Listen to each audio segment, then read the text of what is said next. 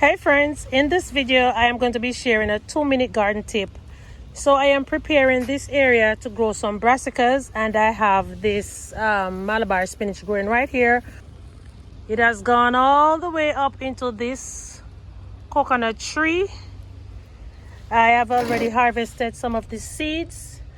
Now, if you have a Malabar spinach growing in an area that you want to repurpose, instead of taking all the Malabar spinach leaves, the old ones, or even the fresh ones that is on the plant, instead of taking them and throwing them away, you can harvest the leaves and you can use them to fertilize other plants that you have growing, like your peppers and just about anything that you're growing in the garden.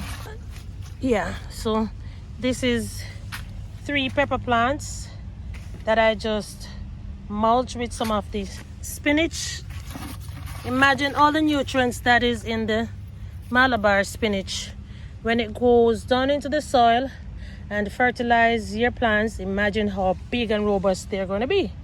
Now the next thing you can do with the Malabar spinach is to cut off like these new parts that is growing on the Malabar spinach. Even if they're not the new parts, you can just cut some areas that have leaves on them, and these parts, they are pretty new. You can just cut them up into many pieces. You can put them in some water, and as soon as these have roots, you can plant them out in your garden.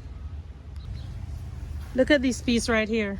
These 2 pieces, as a matter of fact, they're looking so nice. I'm going to be putting these in some water, and as soon as they get roots, I'm going to be replanting them somewhere in the garden. You can also use some of the old vines. You can cut them off and you can use them to fill up the container that you're going to be planting in, which is this container right here. And you have to be very careful because the Malabar spinach can actually sprout from just a little teeny tiny piece. And make sure that whenever you're planting your Malabar spinach, plant it on a fence like this, that it can have enough space to run. You don't want it going up all the way up into the coconut tree and then you can't reach it. All right, so that is going to be it for today's 2-minute tip.